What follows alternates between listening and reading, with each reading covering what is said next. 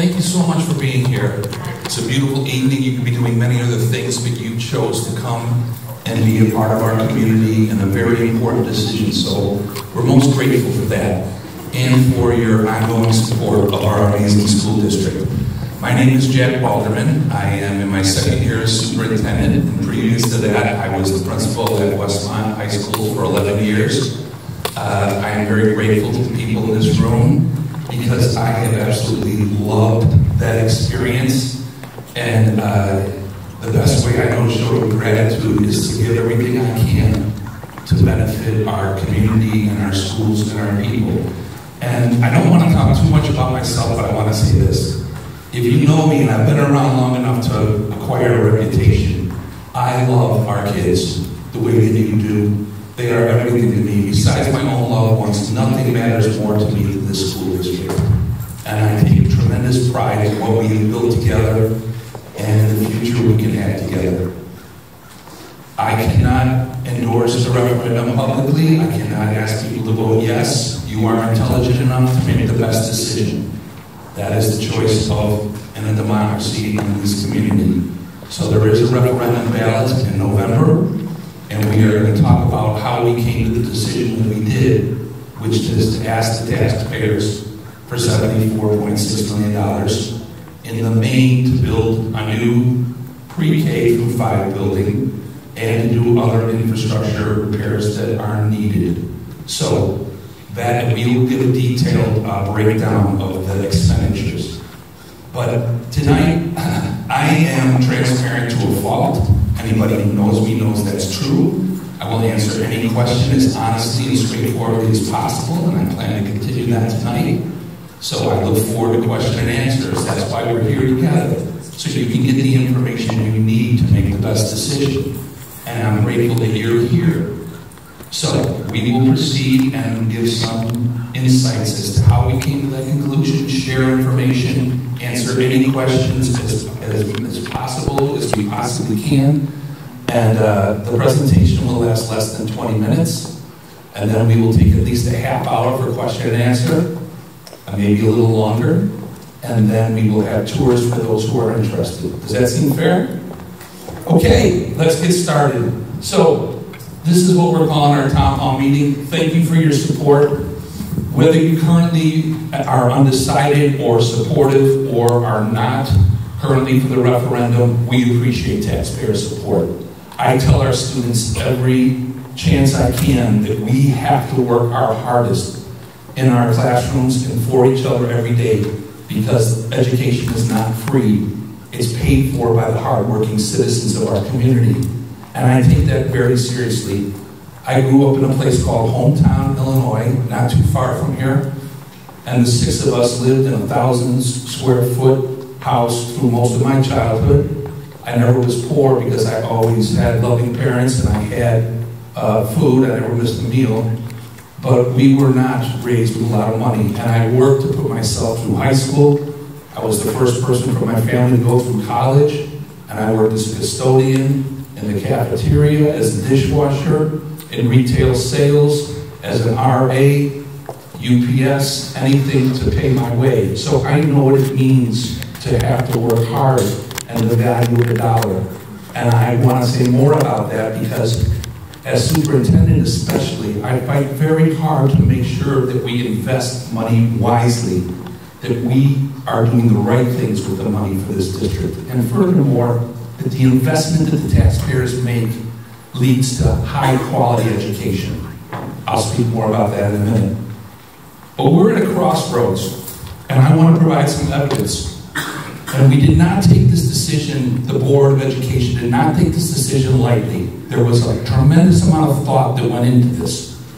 But the crossroads is this: our district, by any measure possible, is on an incredible trajectory.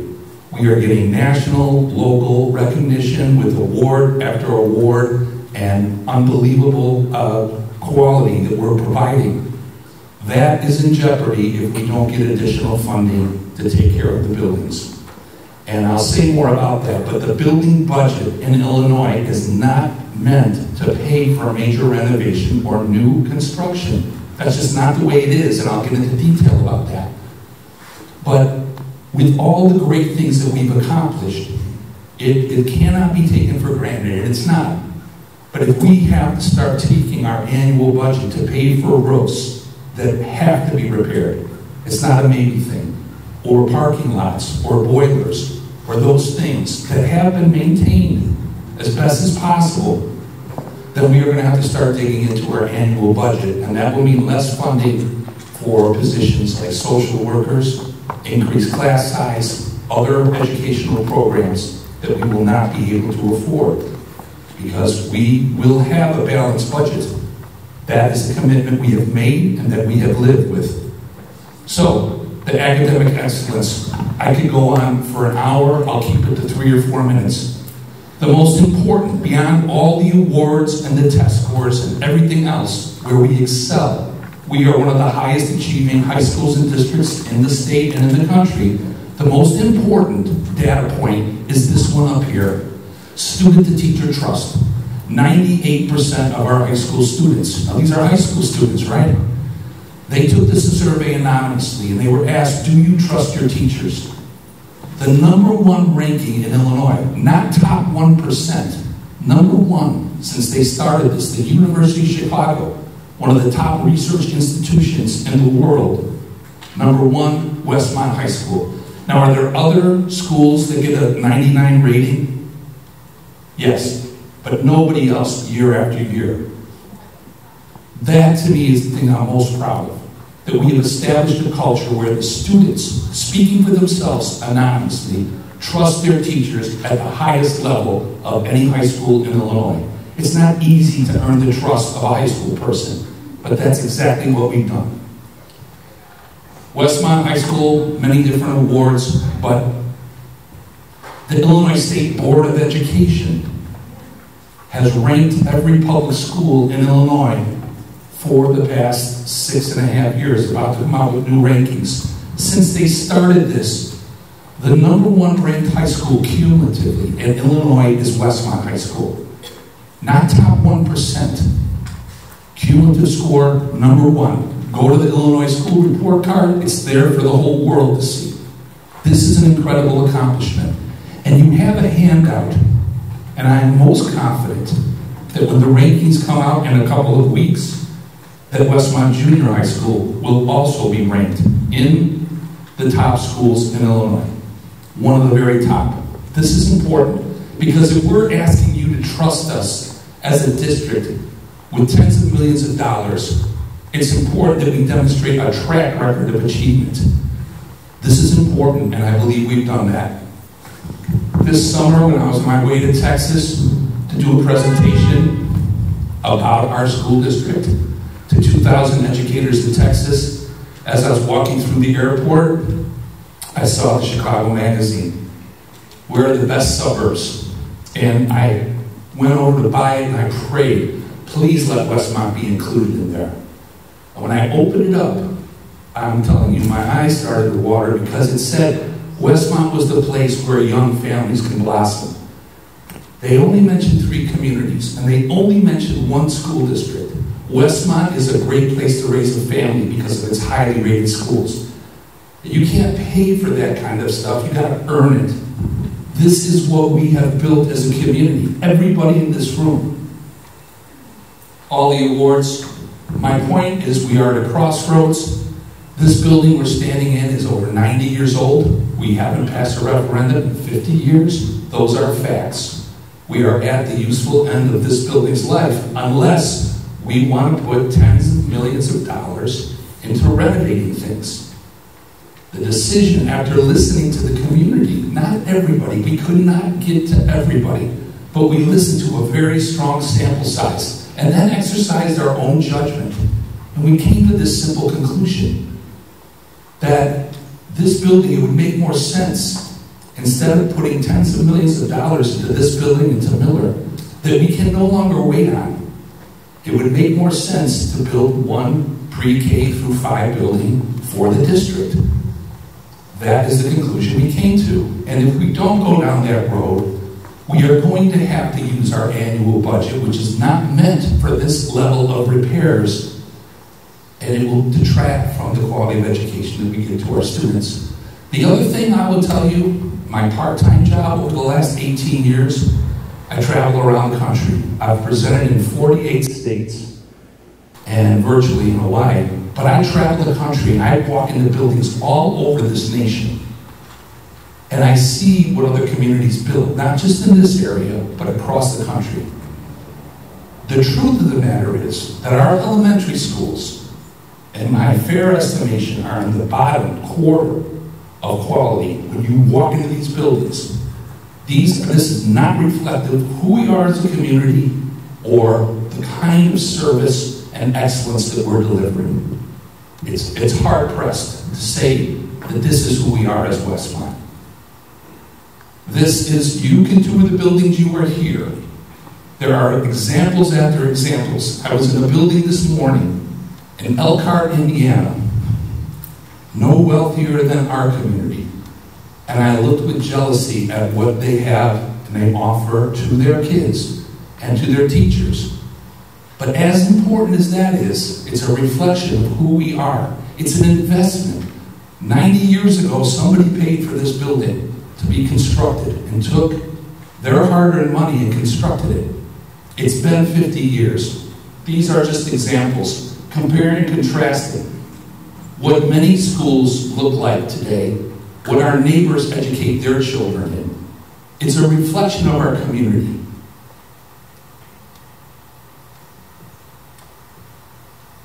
This is a possibility to build a pre-K through 5 building for all the kids to go to in CUSD 201.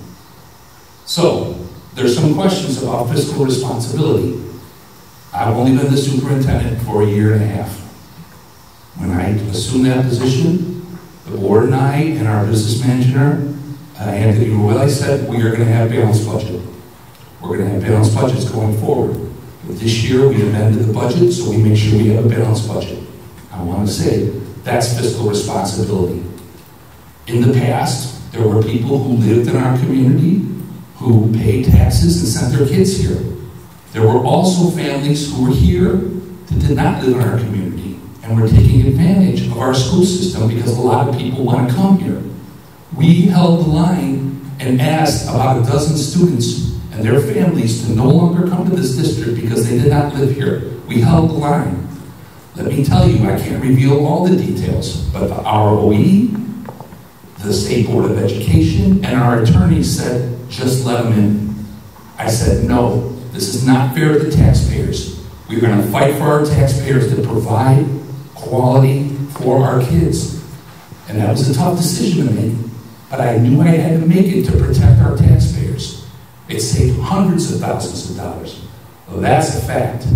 And several of my teammates and colleagues were in the room on the phone with the attorneys, with the ROE, with the State Board of Ed, and eventually with the families that we had to say no to. So this idea that we're not fiscally responsible is not a fair assessment. I pledge to you as superintendent, as long as I am here, we are going to have balanced budgets. But we put the quality of our kids' education in jeopardy by not funding what we need in this district. In Illinois, we can get into the details, and I don't expect you to read this whole screen. School districts' budgets are meant to pay for the year-to-year annual operations of the schools and some ongoing maintenance, but not for new construction and not for major renovations. Why is that? Because if there was that kind of money in school districts available in their budget, that kind of people could squander it. They could spend without being very careful. We have to go to the taxpayers to ask for money of this magnitude. So it's working, the system works. But for those who would say, no, why don't you just pay for it out of your budget? That is not the way it's done in Illinois. And we are not the first, we are not the second, we're about the last district to ask for this kind of support in a referendum. This is just a sample of 7 districts that surround us that have asked for more money than we have to rebuild their schools. And their kids are educated in quality facilities. And their communities can point to those facilities with pride in a way that we can't. And we have not asked for 50 years.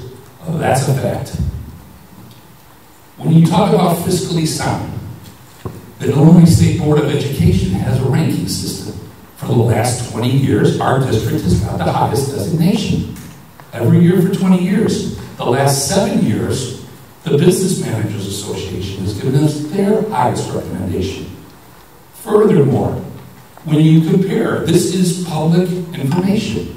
Our tax rate is very reasonable compared to neighboring districts. We're one of the lower tax rates in this area. So to say we're not being fiscally sound, I don't think is a fair assessment. Here are the options: no additional funding. We're going to have to continue to take money out of the budget. And let's just tell you, the roofs that are leaking in this district cannot wait any longer. We have had buckets in the gymnasium, and there are many places there's no ADA accessibility. There's parking lots that are becoming a hazard and curbs that need to be replaced. Now, we can either pay for that through a referendum, or we can start using our annual budget and deter funds. If we renovate it, and we considered that, what makes more sense? It would take approximately, and I can't give you an exact number, but $40 million to renovate Miller and Manning. I'm telling you, the judgment of the school board after listening to the community, and not everybody, I understand that. We reached as many people as we could, and we're still in process. It made more sense to build a new building than put $40 million in buildings that are 90 and 70 years old. That's how we reached this conclusion. Furthermore, if we build a new building, we will realize an annual savings of approximately $600,000 to $700,000 annually. How? We're consolidating. New energy systems will save us on a monthly basis for energy costs. There will be some consolidation of positions, because if you have a pre-K through 5 building, we will have to do some of that. Not a lot. We want to do it through retirements and not through eliminating positions. But it's a fiscally sound move this way. I don't know, as superintendent, that I can stay in my position and then ask the community to spend tens of millions of dollars to renovate our 2 current elementary schools. I think, and this is what I think the school board thought also, a few years from now, people would start questioning whether that was the right decision. So that is how we came to this conclusion. These are the specifics. They're on our referendum website about exactly how. Now, the bulk of it goes to a new elementary school. How do we come to that number? It is a budget. It is not the exact dollar amount. You can't do that. But Nicholas, our construction company, which has built many new buildings, had a fresh bid opening just a couple weeks ago, actually. And they were coming in with a number per square foot. We took that number and times it by. So this is a recent building that's being built. We can't just go with a national number. We go with what is actually happening in our region, in our vicinity, what our building is being built for. That number is, once again, not an exact number, but somewhere $500 to $600 per square foot. All things included. We took that number, times it by the number of square feet we're anticipating needing, and came to this conclusion. Are we estimating slightly high? Perhaps we are. Because I'll tell you what, if we estimate low, we cannot come back to the community and ask for more money. That is not appropriate. So we have to come up with a number as reasonable as it can be that will cover the cost of new construction. There are many other needs. They're all outlined on our website, from infrastructure, parking lots, safety, security, roof repairs, science lab updates, and athletic improvements. Now, are there other needs? Yes. But when we listen to the community, people did not want to go for the $90 million referendum. So we scaled it back. I'm not saying it's cheap, but I think you get what you pay for when you go cheap. And this community is too good for that.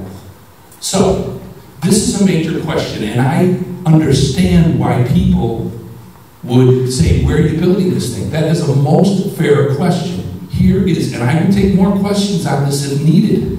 This is the most straightforward answer I can give. If one location we have is Miller, to rebuild a new building at Miller campus. We have that property and we could build a pre-K through 5 building on that campus. So that's the most direct answer. However, we are in negotiations for another site that we think would be more advantageous for the community. But when you're negotiating a multi-million-dollar deal, it is counterproductive and destructive if we are releasing all that information at this time. I think people could understand that. I'm asking for a little trust. If you're in the middle of a negotiation, if you've ever negotiated, you can't reveal all the information. And the people that we're working with, we have worked in concert, in harmony, with the support of our village officials and with other leaders in this community, and they have told us, do not divulge this information. Not because we are hiding something, but because that is not an effective way to negotiate. And we are in the middle of something that could be very special, and it may not work. But let's say it does not work. We have the Miller location. I can answer more questions about that, but I just want to be clear about something. There is no good reason to hide any of this. The only reason that we are not revealing the other location is because we are negotiating. I hope a reasonable person would understand that. If it falls through, we will build at the Miller site. We could also possibly build at the south site, but I don't think that's where we want to go. I can't be more transparent than that. Okay, but I will say this. We are not in negotiations with any contractors, or bids have not started, nothing of that nature. So, we are anticipating that a new building will last for decades to come. And it will serve our students for many years to come. And it will be an investment in our community. That the changes that we'll make to high school and infrastructure, roofs, science labs eventually, and to the necessary changes should sustain the high school and the junior high for years to come. So one of the concerns is if you're asking for money now, you're going to come back and ask again in 5, 10, 15 years. I can't predict 20 years out from there. But based on the history and the current status of the high school, with the changes we're making to the junior high and high school, we should not have to ask for money again in the near future. And we will have a new building that we will maintain within budget for decades to come. And as I've said too, we are committed to balanced budgets. That's not, you can check. Our budget was balanced last year, and unless a catastrophe happens this year, we balance again and going forward. So we'll live within our means. I think that's important. I talked about our reputation. We anticipate that there's almost nothing more connected to the value of homes in the district than the schools. We are achieving excellence, and with the right facilities, we'll continue to do so. Part of what we've talked about is selling this property to the village or to a contractor connected with the village. So the value to the taxpayers is to help the revitalization of this downtown area, to continue to make great things happen. So if we build a new building, we sell this property, and then the district, the village can develop this property for the benefit of the community. We believe this will be more attractive, and that people will see the commitment we've made to our educational system. So here are our promises. I'm closing here. We're not going to seek it. We do not have the need. If we take care of what we're going to take care of once and do it right, we will be set for decades to come. The district will continue to provide excellence in education. We're on the verge of being a premier district. That will continue, and continue balanced budgets and fiscal responsibility. So, academic excellence, we're at the crossroads. It's up to the community to decide which direction we go in. This is very real, very important. High quality, if we're going to build a building once, and it's going to last for decades, we're not going to do something extravagant, but we want to do something quality. Versus remodeling buildings that I think have seen their useful life, especially this one. We're the last district to pass a referendum, not the first, not the second, not the third, and the fiscal responsibility. I want to open the floor and hear people's questions, and I'll answer them, or other people in this room will answer them as straightforwardly as possible. Yes, please. I have a question. I noticed in your presentation you're saying now pre-K through 5, and up until now, even in your literature, it said K through 5. So can you just kind of fill us in where that decision, how that happened? Are we talking about getting rid of South, selling South? Obviously, we could potentially build on South. Kind of, can you fill that gap in for us? Yeah, that's a great question. So there is one of the things we're hoping for is to get our district more contiguous. Right now, we're spread out about as far as you can in the CUSD 201. So the thinking has evolved that we would be in the best position if we could do a pre-K 5 through building, and we would sell South, Miller, and Manning if that transpired. Please. So to go along with that, with the sale of South, Miller, and Manning, is it in consideration to use those funds to go towards the funding of the new building, so the taxpayers aren't, funding the entire project? It is a possibility, but here is my point. The needs in this district exceed the 74.6 million. There's no question. Well, this is part of where we're at. If we may need some money to buy a different property as the point, if that is the conclusion. Now, if we go with Miller, then by all means we could. Yes. So another question. Yes, please. Is there land along the high school and the junior high that's available that could potentially house the K through pre-K through 5 building? Do you know him? I mean, there's quite a bit of land over there, so. If there is the acreage, it may not be the best place to construct an actual building. Yes. We have existing land. We got excited one day because when we toured the junior high, we looked at the back property and we looked at that as a possibility. We don't, remember, we're consolidating with this plan, and it would take 600 students plus staff. So it's going to have to accommodate more people than we have done traditionally. And to build a building of that size, we've ascertained that that is not enough property to do that, especially if we do the pre-K and the administration all housed in one place. How's there enough property? There's not enough property. I said there's not enough.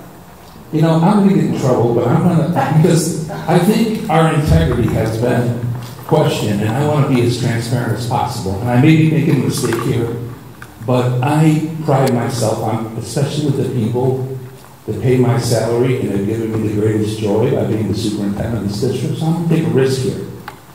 There is the opportunity for eminent domain. So, that is one of the reasons why. So you could, with just the current property, our architects have been very creative, and they've looked at ways to do that, number one, so that is an option. We could do it without eminent domain. The other thing we could do, that we're trying to avoid that. We may have to come to that conclusion.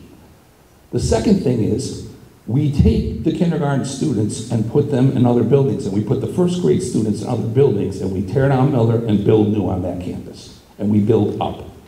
It's not ideal, but it's an option. So does that make sense? Yeah, but even with building up, you're not going to have the parking needed. I mean, there's barely the parking that's there right now just for the kindergarten and the first grade. You're right. There's no way without taking other people's homes.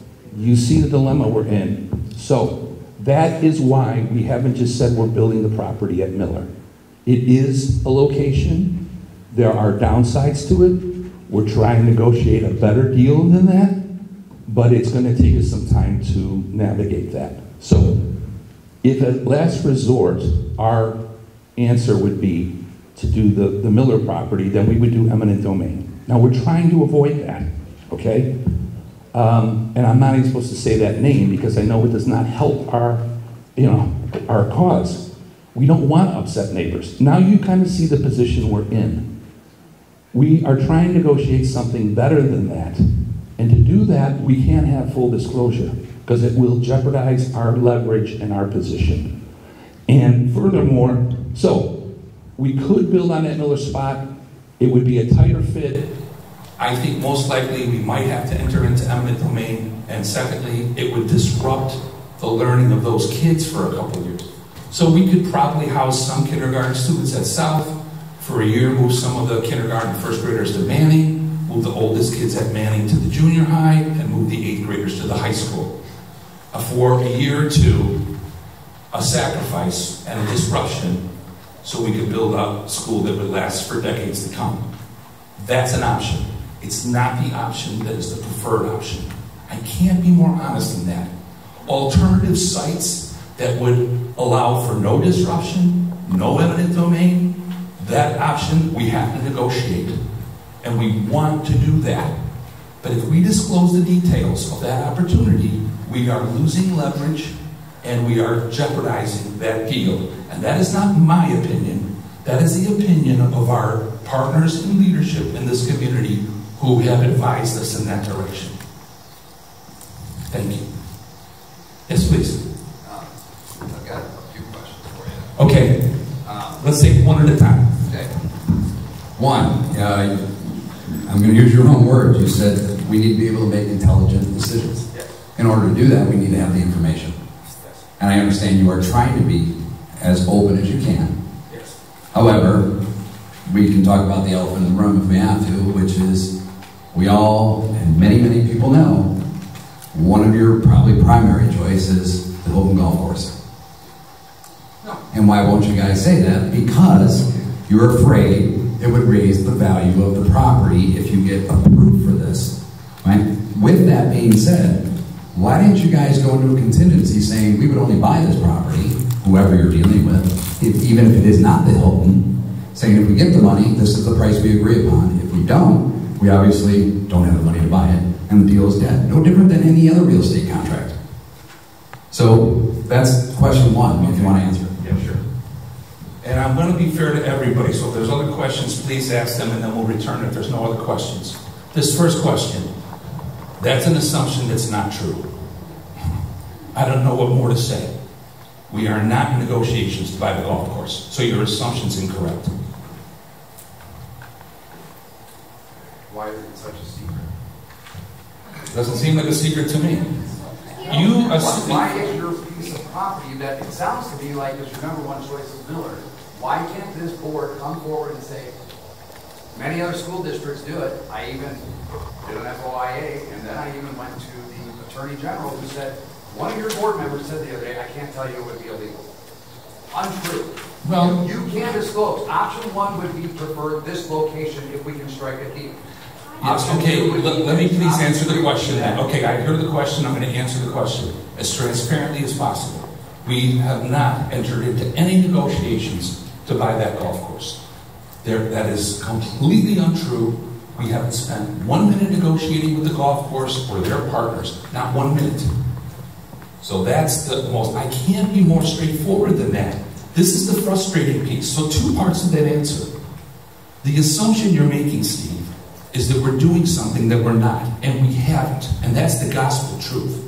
We have not entered into any assumption because you're not being 100%. I'm not being, I think I'm being damn transparent. I'm talking about eminent domain. I'm talking about what the options are. The other options that we have available, we are in negotiations. And we will, if I am fierce about protecting the interest of this district that I love and has been incredible to me, and I'm not going to hurt our position by revealing things that are going to jeopardize our position to negotiate. And I'm not doing that with my own counsel. This is the counsel we have received by leaders in the community. So, no, we have not entered into any conversation with the golf course. Not 1 minute, not 1 second, not any party related to the golf course in any manner. It's hard to give somebody $75 million when you can't. Okay, so I understand what you're saying. I understand that. I think there's legitimacy to that. I'm trying to answer as transparently as possible. Here are the options. Perhaps Miller, but you can see why that is not the optimal. We're trying to look for an alternative. But at the end of the day, what we know and what does not change is it doesn't make sense to invest tens of millions of dollars, in our opinion, the voters will decide, in renovating Miller and Manning. The better option is to build a new building. And if we did that, one of the options is the Miller property.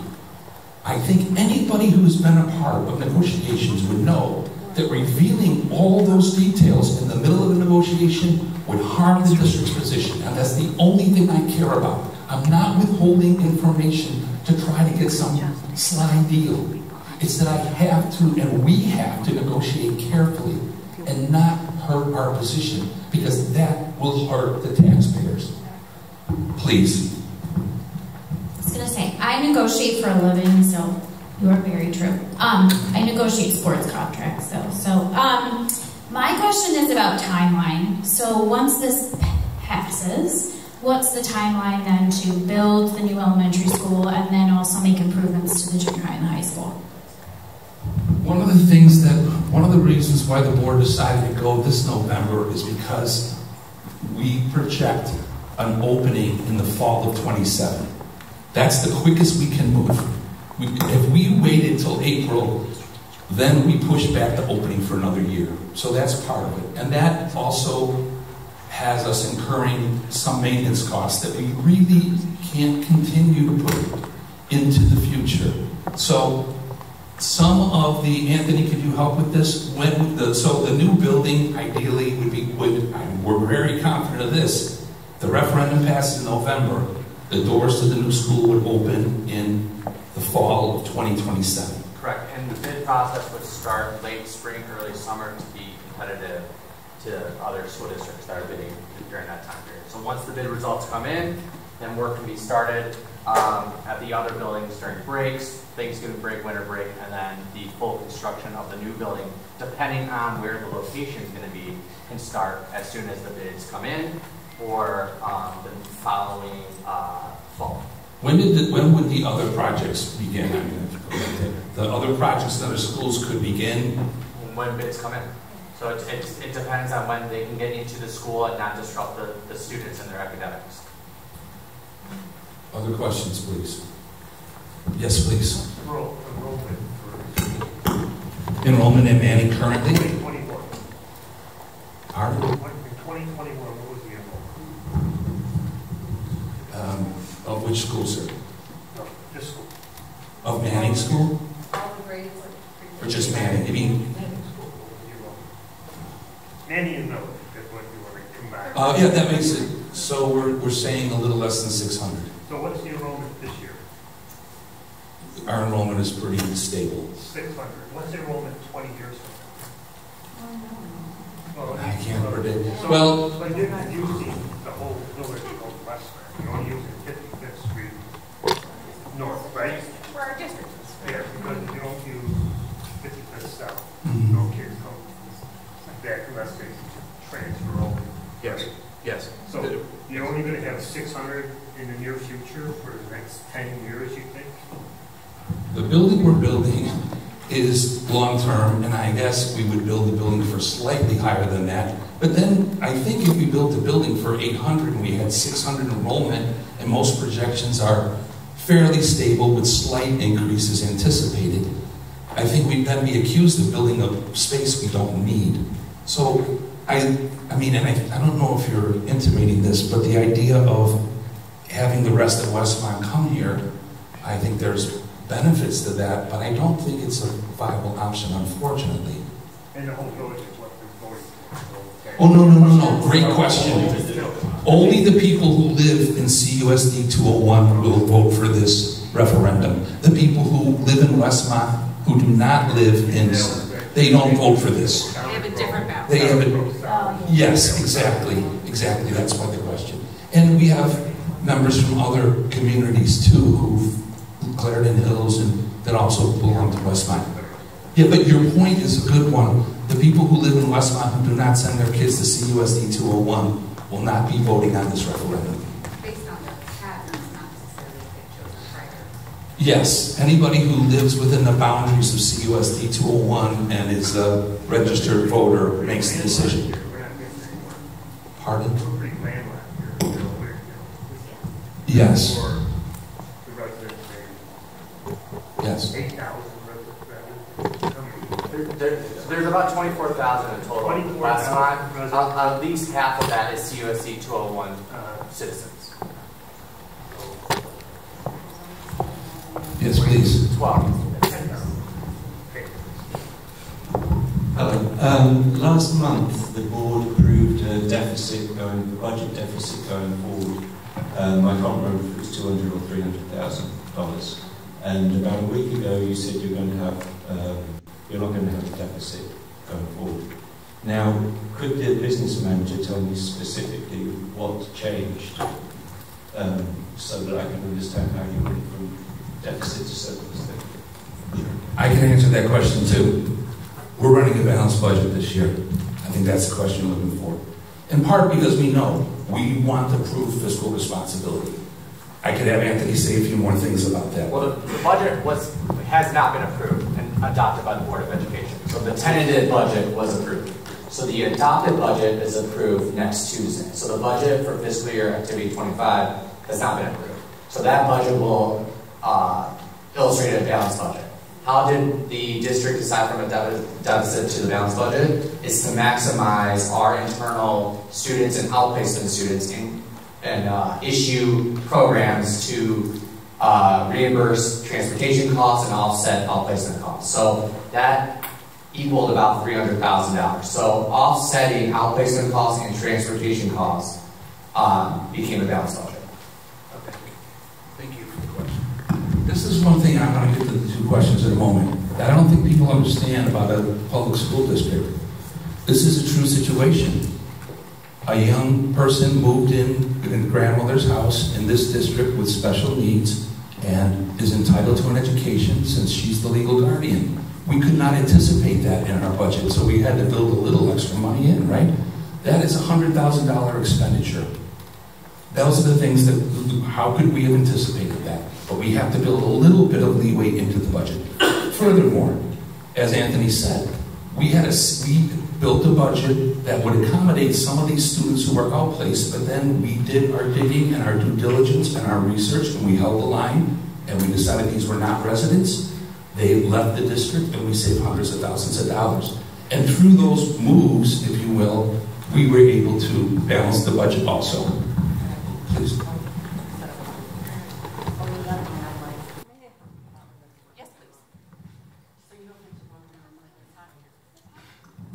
Hello, I'm in the finance industry, and I presented that idea to Anthony and Dan today. They suggested I talk to maybe future Mayor Nero. What I wanted to point out was Westmont has a great sales tax base, and I'm excited for the school. We collected like $13 million in sales tax last year. And I believe that the area that is in CUSD 201 probably collects about $7 or $8 million per year. And so what I'm hoping that you could promise to help us with is to, in your dealings with the village, as you negotiate the sale of property, which will benefit them, also ask them to create what's called a special service area, which is an area they can levy a tax on, a sales tax. You can appropriate that way and have an intergovernmental agreement between the Village of Westmont and the school district where they take that sales tax proceeds and apply it to a new bond, which would replace the bond that several folks in this audience are worried about. And it would reduce the tax burden. I think the economics are there to do that. I think the fact that we have a working agreement with the village would allow us, and it might allow us to get to the 90 million and do the home run project. And so it's, I believe, legal. I've talked to a few attorneys about it. I've talked to some high-powered politicians about it. And I think that we should consider this idea because it would solve everyone's problems. The aging population in Westmont that doesn't want to pay the taxes, it gets us a better school, and it gets a lower financial burden. It offsets it to third parties who are buying retail products. And the big Ogden retail sector. Can you comment on that? We'll approach the village with that proposal. The village would have to, one, approve that and agree upon that, and two, the community would still need to approve that as well. So there's still that issue of the village approving it and the community backing to it. Right, as a component of a future referendum or add to this referendum, ask the voters to vote on it. Yeah, and that would also limit the downtown district and village to do any other additional taxes to improve the value of downtown. So again, it's all really governed by the village of Westmont to determine that. The district cannot determine that. They can approach the village, but the village can shut it down. So, we will look into that. We will look into that and get further details from the community. I don't want to shut any idea down. I will say this, the first thing we will discuss with our partners in the village and with the leaders in the village, we will discuss that. With that being said, and I'm not saying it's not, because I would never shut the door on something that could be a possibility for our community. But I've been in education in Illinois for almost 40 years. I don't know that the district buildings have ever been funded that way. The traditional way is to ask your taxpayers for the funds. So, but we will absolutely ask our village leaders if that's an option. The reason why we didn't is because I'm not familiar with any school district that's done that before. Okay. Hi. Okay, I have a few, I'll be quick. One, I'm going to say there's no way I would want my 8th graders walking around in a high school with high school seniors. Guys, think about that as you are deciding whether or not you want a new building, if Miller were to be renovated. 2, will the new building have air conditioning? Because it's hot when blazes in here. Yes. In modern HVAC systems. Okay, now real questions.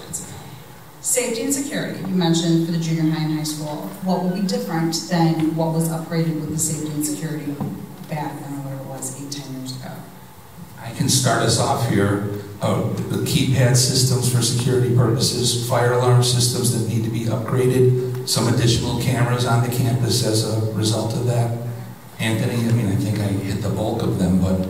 Yeah, at the junior high, it's largely the fire panel, the fire alarm system, cameras, the key access to the doors. Those are the large security, safety and security projects at the junior high. Second question that I had, since technology is forever changing and at an exponential rate these days, is any of the $700,000 that you're talking about saving every year with the new building, will any of that be put aside to continually upgrade the technological needs? We have a budget that could address a lot of the technologies needs we have. So, and the $700,000 is a pretty close approximation. We came to that number by estimating energy cost efficiency savings, and that's a good portion of it, and possibly some of the positions through retirement, not replacing those positions. So there'd be some cost savings through that consolidation. But that would give us the freedom within the budget to meet the needs of education for our people.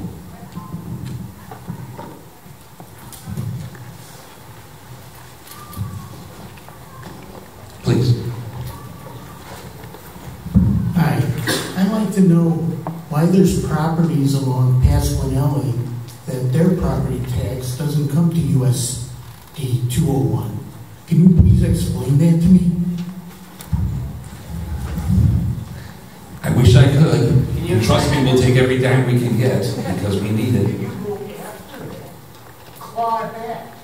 The school district was put in place, what, 40, 50 years ago? Mm-hmm. And that property tax has not come. Can you explain what property specifically? Maybe you guys should do your homework. Well, it's... Maybe you should look at where Papadu's property tax goes. You're saying that we're not getting revenue from that No, side? you're not. It is. It is? All right. Is it not Westmont?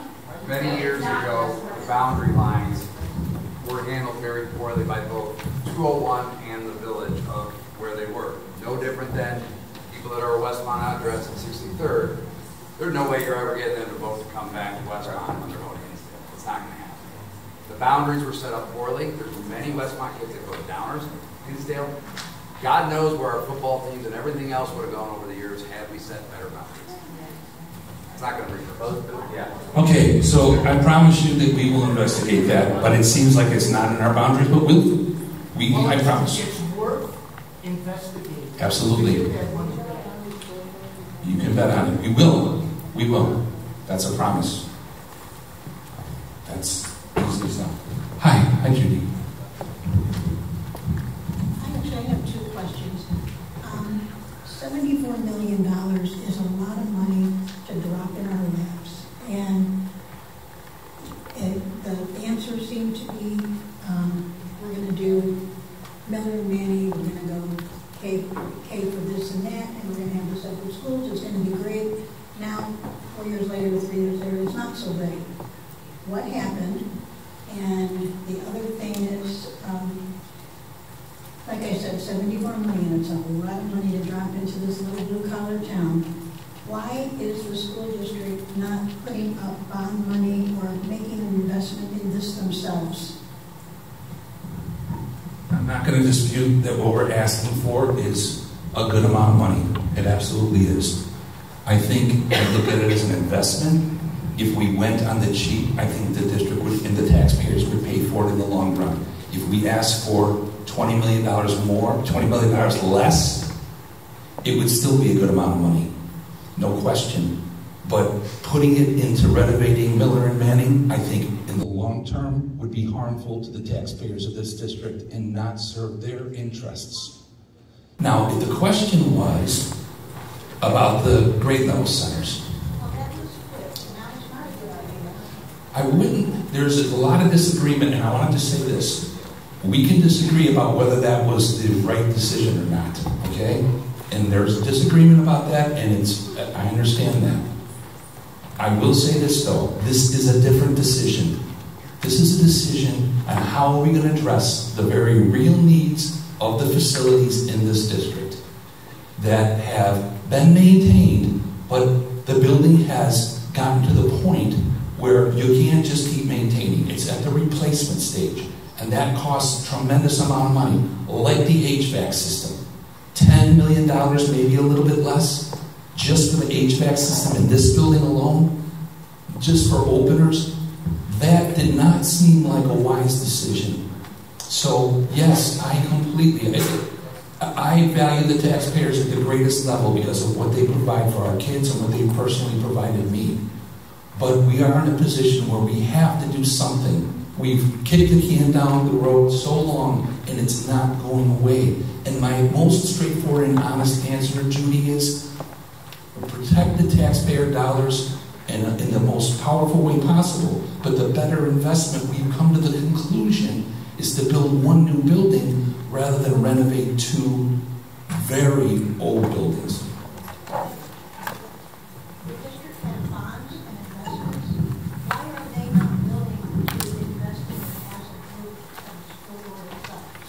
There's not enough bonding money. Anthony, maybe you could say.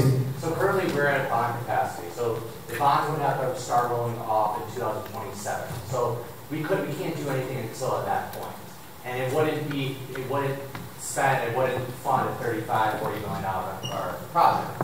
But it could offset expenditures in the pool or athletics. It could help. But as Mr. Baldwin stated, we have $90 million projects, and the bond money would help offset some of those expenditures. But again, it wouldn't fund a new school. We just wouldn't have the capacity to issue bonds. They could do something towards it. Well, yeah, something, but not any. As I keep saying, and this is why I have this, when a district is in the position that we're in to do major renovation or build a new building, this is the course of action. And I'll say, and we have to get taxpayer approval to do it. We can't just do it. It's too important a decision just for us to decide that. And the reason why districts don't have enough money for an expenditure of that magnitude is you can imagine that people given that much money in the school district may say, well, we got enough money to do anything we want and put it towards things besides a new building. So the system is set up to protect the taxpayers. If you're going to ask for something of this magnitude, which we have decided is the right direction for the district, you have to get taxpayer approval. You cannot fund it with the existing bonds. We were able to do some nice renovations to the high school, some, and they were good, but not to the magnitude we need to rebuild Miller and Manning. So why don't we investigate like what Jim talked about before we vote on this to see, maybe it's less tax. I don't know that it would be, because it possibly could be taken on by people who are paying sales tax. I get that. I promise you that we will ask the village for that opportunity. Your question is, why didn't we do this? Because as I could show, and this is just a small map, every district that I know of that's gone for a referendum has had to go to their voters and ask for this. We're not the first, we're not the second, we're not the third, we're about the last district. Some of them are, and some of them ask for 170 million, 130 million, 150 million. Here's the thing. I work in districts around the state that are similar in socioeconomic status to ours.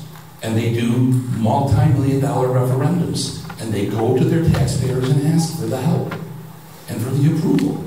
This is the way that new buildings and major renovations are funded in the state of Illinois. I didn't make the rules, but I do think that it's done to protect the taxpayers in this. You cannot expend that much money without getting taxpayer approval. We're going to go to Dana, and then to Steve, and anybody else who has a question or a comment. I don't need a mic, I got a lot of voice. Okay. I think it's important when we have this conversation we're having now, great ideas floating around. The referendum has to be as written. It had to be put in by August 19th. We cannot edit it, we cannot change it. So any of these ideas that have to go for a vote have to go next spring, next municipal, next fall. We cannot change it now. That's like a law with the ballots. It is what it is. We've already put it in. So great ideas, but it won't change what the ballot looks like in November. And what Jim said was, what I heard you say was your idea of supporting a referendum to get us closer to that top tier. As opposed to in place of, right? This is a supplement. This is not, right? This is not an in place of. Right. You could underwrite a bond that could potentially retire this bond and do bigger. With let's say 80% of the nice metrics of this is Westmont collects 1%, and so it's very easy to do the math on it. So you can say, okay, their baseline of 1% is 13 million. So if you took a percentage of that, whatever's in that SSA, it's in the C201 district, you can underwrite a bond. All those SP1s are out there. So they can support that, and then you could get a bigger appropriation done. As I promised, we will investigate with the leaders. It's highly unconventional, and it's not been done to my knowledge in the state of Illinois, but we will pursue it, at least asking the question. No, I'm good, Jim. I was just to respond to you. I think if it's possible, it's not a bad idea to supplement. And again, some of these funds we talk about, like the savings we get from the schools being sold, and the savings we get with the maintenance. These are some of the dollars, in my opinion, that should be used to save for an eye towards the future, for future improvements, so we're not coming back to the community looking for more. So while everybody's kind of looking for a way to cut down the amount of time you're paying this tax, all these savings can be used for improvements later on down the road, because the junior high will need it, and the high school will need it, and nobody wants to be asked again for it. So just keep that in mind. So I don't think that's a bad idea, but it's a supplement. It wouldn't replace it. Both would be needed. Both would be nice, but the referendum is a necessity. Am I understanding correctly that the cost of the potential new site is not included in the $74 million?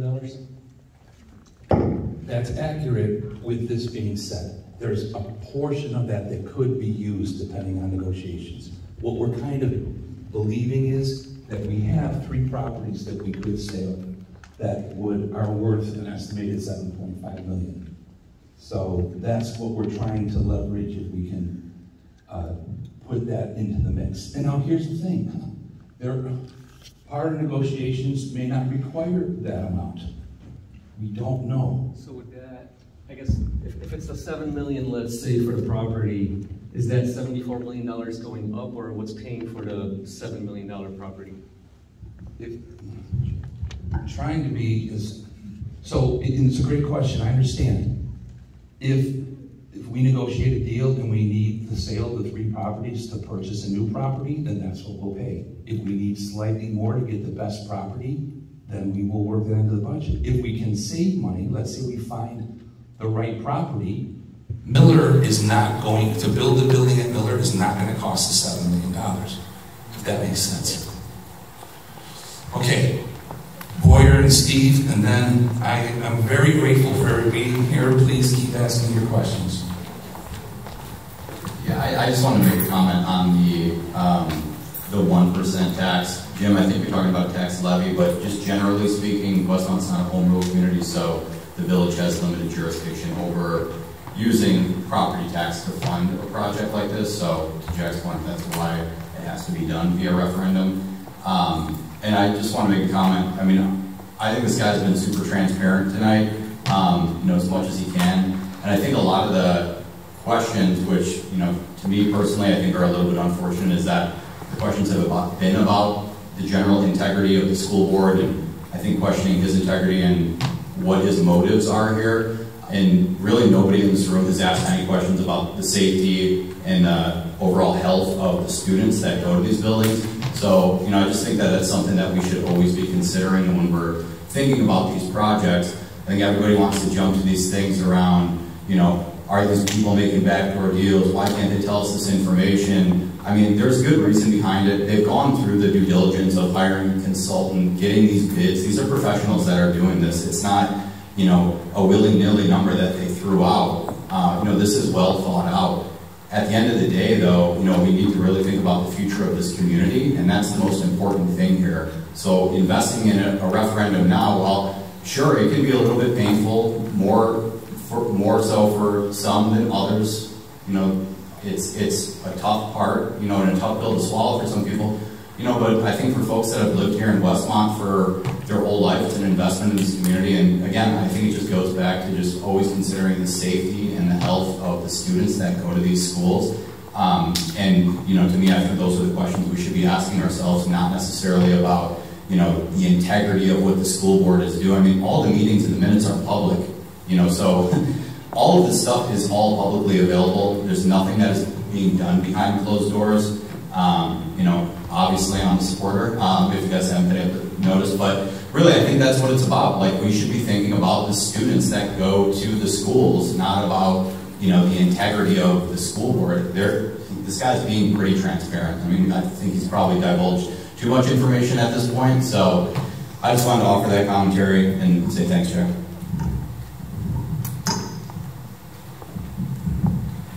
One thing I want to say, I was in a meeting the other day with Jack and literally every board member. I said it to Jack and I'll say it again. And I mean, we're all truthfully experiencing it tonight with no air conditioning, but I said the other day, I mean, my mom's 83, she went to this school. You go to any other place, I have an older son that's now in college, but went to Yorkville, and I went through a referendum for $100 million. And I get it. Yeah, your property value will go up, folks. There is no doubt when you have better facilities. That's a given. My argument with the board and questions that, Jack, I said, I'll say it again. I would sign on $100 million to do new buildings if it was laid out differently. And I think you're being more transparent tonight because you're under the gun. But with that said, I feel that this was rushed just to get on the referendum, and I think you guys need to do more homework and maybe put it on in the spring and pull back now, and do some more research, and maybe even look at like what Yorkville did with their village. Behind the high school on Pasquinelli, there is tons of buildings that are empty. Can one be converted like Yorkville did into a high school classroom for a fraction of this with a newer building? Close all 3 of these and still sell them. Put K through 5, even though we are flipping GLC again. Put them in a junior high, make the high school the junior high, and put high school students in some really modern classrooms in a giant office building that's empty because of COVID that you could pick up for a song and a dance and convert it. that, I'll say this. Some of those buildings, the owners are not giving it away for a song and a dance. Because we've talked about it. So, once again, What's that eminent domain? that just became available this year, but it's a lot of money. God, I promise you all, everybody in this room, I so wish that I could tell you about our negotiations, and the minute that becomes prudent for the taxpayers, I promise I will. There is no secret deal, but there is a deal, and it has to be negotiated carefully. And I am very confident when it's revealed, people will say that makes complete sense. But as I say, it's a very, it has been, after school hours, the focus of my existence to try to make this happen for our district. And I don't know that it will, but if I say much more about it, it puts us in a precarious position. It jeopardizes what we could do. I can't be more transparent than that. I have a question about GLCs. So what my impression is that even if we have a brand new building, that doesn't necessarily preclude us from having that kind of concept implemented in a single building. I look at schools like the Lamont School District. They do have different buildings. They're on the same campus. They have different grades and different buildings, but you could accomplish something like that in a shared building. And I've been hearing a lot of people asking questions. I'm wondering if you could speak to that, if there's any sense of, do you think this concept's working? Are we entertaining keeping that sort of concept in the new building? Based on the most recent student performance information, having the K-1 and the 2-5 building has benefited student learning and student achievement. So I know there's a difference of opinion. I don't want to go down that rabbit hole. This is a very important and different decision. But the early results are that the GLCs actually are working, and that is time for another meeting, and we will divulge all that. And it's actually, the report cards are coming up very soon. But the concept of all the third grade teachers being able to work together and learn from each other will continue to exist in a pre-K through 5 building. Same with 4th, 5th, kindergarten, 1st grade. So yes, to your question, it can be replicated. Hi. Quick question. The lot across the street, I live right near it. I've heard it's either owned by the school or the city park district. I've heard 2 different versions. If you sell Manning, is that part of what will be sold? Yes. So yes is the answer to that. And we're talking about the importance of the safety and the education of our kids, which is paramount to all of us. Part of our deal that we're envisioning is, by building a new campus, we could sell this property and the adjoining property across the street to the village, to a developer, to help continue the revitalization of this downtown area. So the bottom line answer is, if any part of that property that's ours will be sold to either the village or whichever contractor purchased it. I want to give everybody a chance to speak at least once before and I'll come back.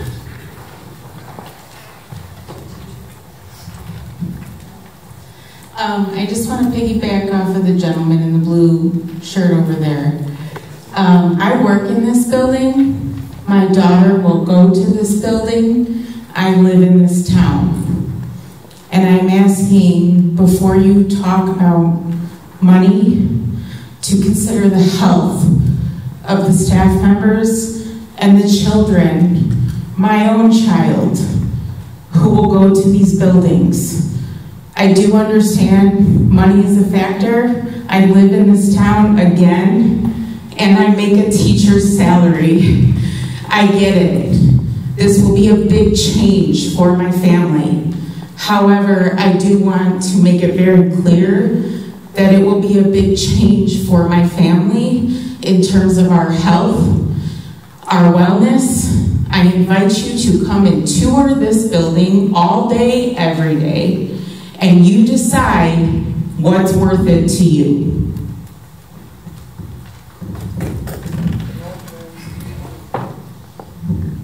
There's no other. Oh, yes. Yes. Is the buildings at Miller and Manning currently ADA compliant? No, we were challenged. No, the quick answer, Mike, is no. And we were challenged recently, and maybe Anthony can say more about this before we get to the next question. The Department of Education reached out to the district stating that we are not ADA compliant on wheelchair lifts at Manning School. So it's to the point of the Department of Education setting it. So it's necessary. Correct. We got to address our students with needs. Yeah. Correct. Like a lot of things here, it's long I'd like to speak to that because I had a child who was in a wheelchair last year for a few months. So my child was at Miller the other year and he broke his leg and he was in a wheelchair. I'm thankful that on a regular basis he doesn't have developed like physical differences that result in needing a chair. But wow, was it a wake-up call going to Miller every day. And let me first say, Miller was amazing.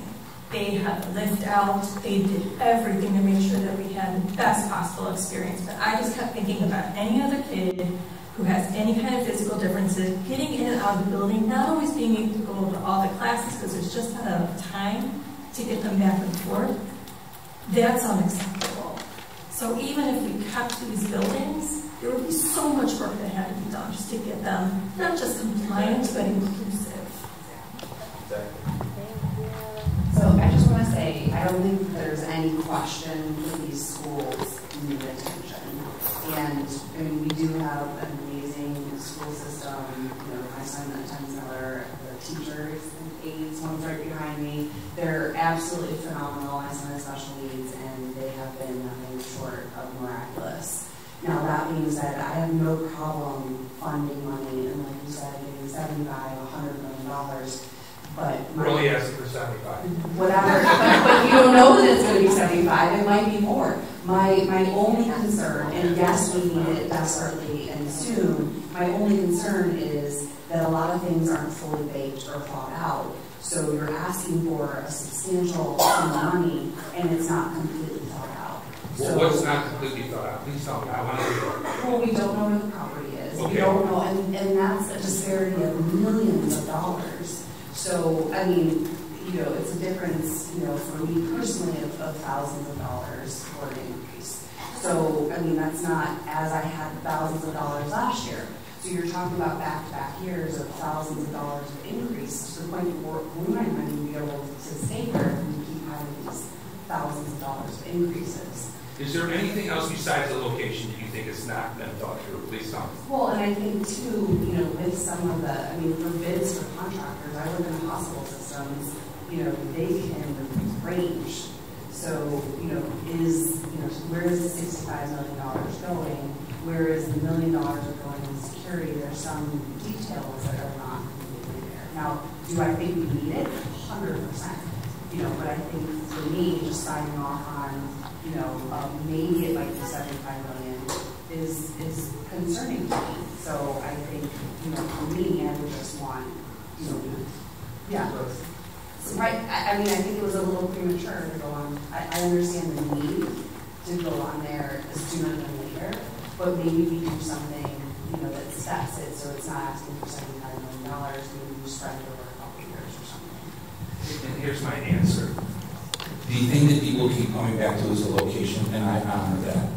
I've tried to tell you everything that where we're at, and I think we have a reasonable answer. That's 100% in stone where it's going to be, so that can vary.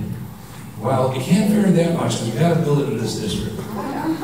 So that's one non-variable. We know the price per square foot. We've built in some contingency. We're going on the freshest bids that we have from an extremely experienced construction company and an extremely experienced architecture firm that's built many schools. So if the number is going to fluctuate greatly, then they're both going to be in a lot of trouble. Just kidding. But my point is that we have based it on what we think are the most reasonable, freshest data we have to establish an approximation for what this new school is. And there is some contingency built in there. If we build too much contingency, then people are going to say you're charging the taxpayers too much. If we don't build in any contingency and something happens, then we're going to come up short. So we've tried to build in a reasonable amount of contingency. So we believe that those numbers are strong and accurate and a fair representation of what the new building would cost. Because we're not the first or the second or the 10th to build a school building. We have comparison data. So I think that's not half-baked. I think it's thoroughly been examined and fairly arrived to.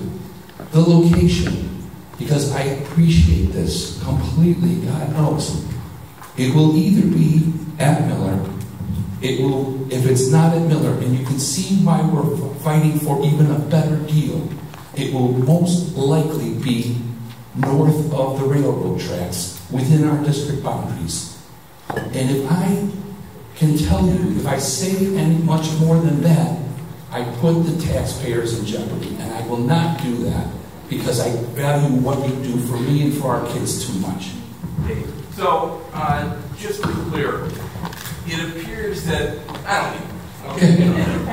it appears we need a new building, okay? We know that we haven't properly invested in these physical structures.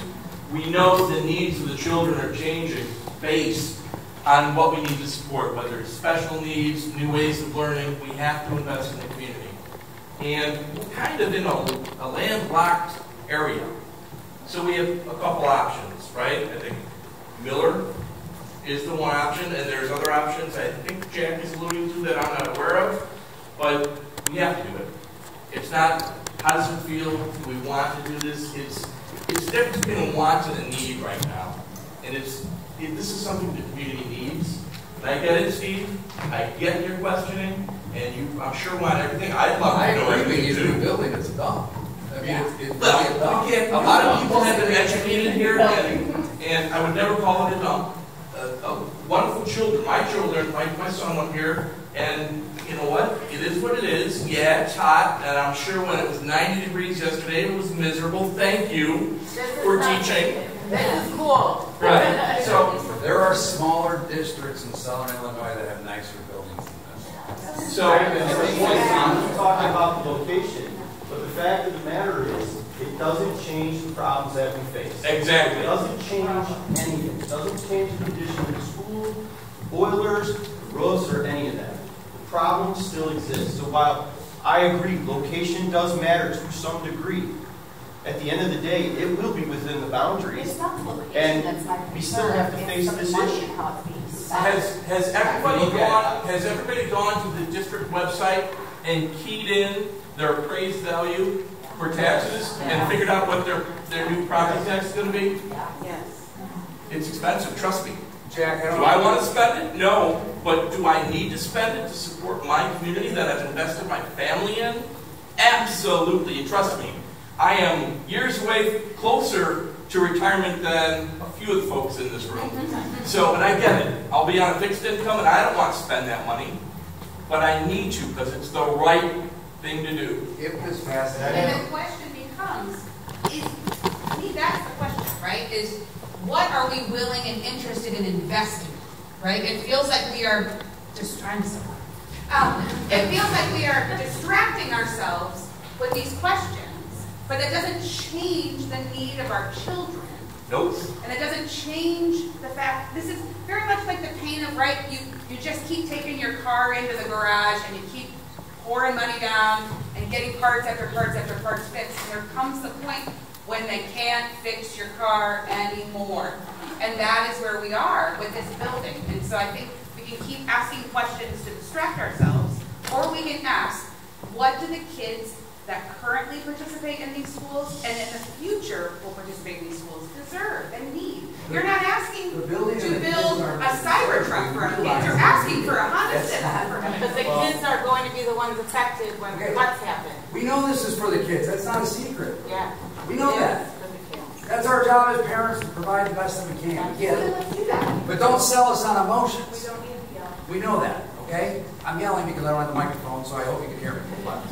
But my question then is I do feel that you've been more transparent tonight, Jack. But if this passes in November, when do you sign contracts to lock in those numbers? You're talking 3 years to break ground from. 2.5, whatever. So the bid process starts I'm going to tell you, this year's food cost wasn't last year's food cost, so when do you get to lock this in? So we do have a construction manager here, Nicholas Associates, so he'll explain more the bid open food. But that is the question, is if it passes in November, when do you get to lock in dollars? And if you get approved, do you get the land? There's a couple questions here. I mean, it makes perfect sense. Do you get the land if you get the money? Sure. If the referendum passes, then we go into the design mode, and the design team is here. We would probably be on the streets publicly bidding this work within a year. I'm thinking it's probably 9 months for them to get their design, get the building designed, and then once that's designed, we will be out on the streets publicly bidding the work, and then we'll know the price. If we do some work at the junior highs and high schools, that could be designed and done sooner. That work is generally summer work because of the way schools operate. We have a small window during the summer to get that work done. So, you know, once it's designed, we're out on the street. So I would say 9 months. A lot of inflation can change in that time. We're seeing inflation and construction obviously was the impact of COVID impacted everything, the price of doing everything. Construction has leveled off. It's probably in the 4% range every year, so the longer you wait to do this, the more it's going to be. Could you introduce yourself to everybody? Sure, my name is Bill Farley. I'm with Nicholas & Associates. And my name is Kelsey Jordan, and I'm with Leggett Architects. So, yes, please.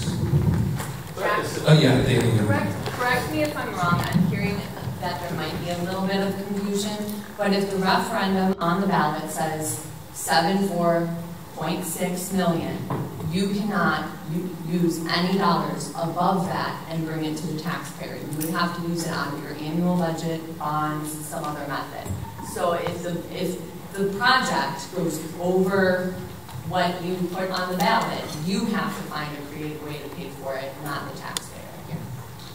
The taxpayers pay for everything. Well, yeah. Do you understand what I meant? Yes, I do know what you mean. We will have to work without asking for additional money from the taxpayers to solve all the problems.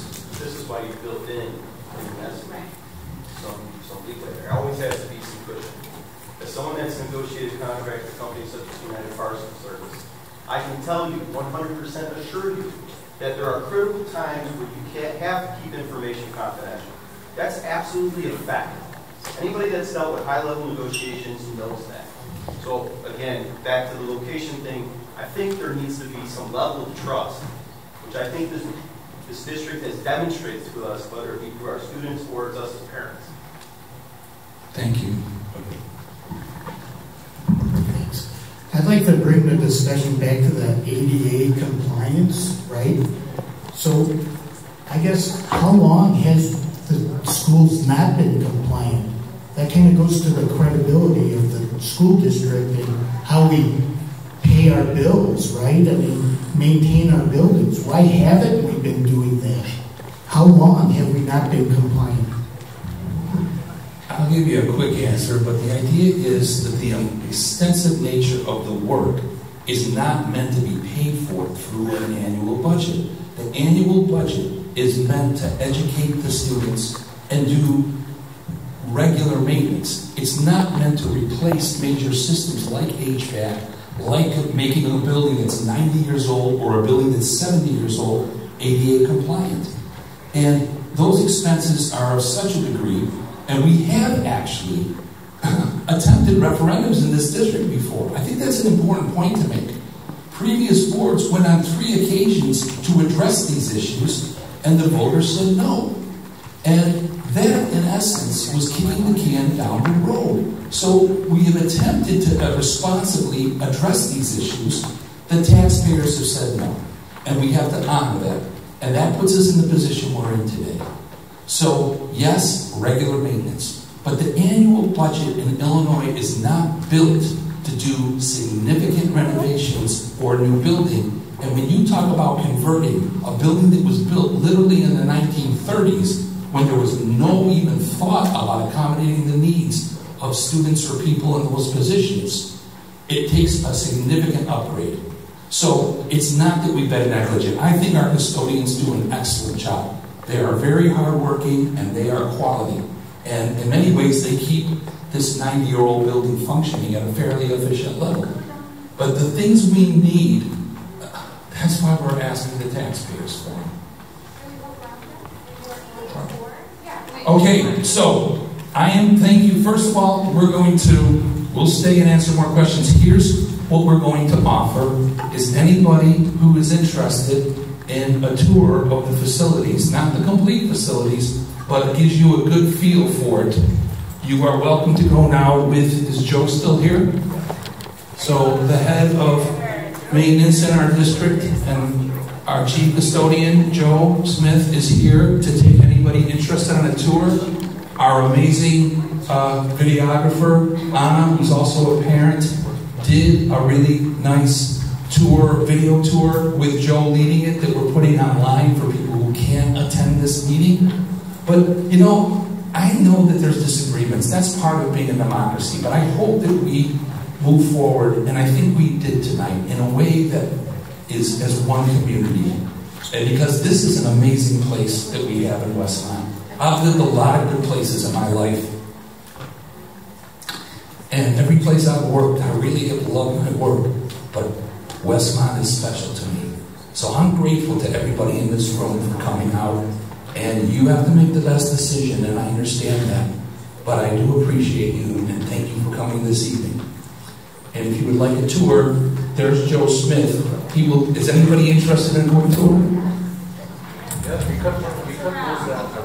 We can also give you, we can give you the video tour that we created up online. This is not, we have 5 more of these. If you're so inclined, you are welcome. The other thing we need you to do is spread the word to your neighbors to please come. And we will continue to answer any questions that people in this community have. So thank you again for being here. Please raise your hand. We're gathering. Joe, we're gathering.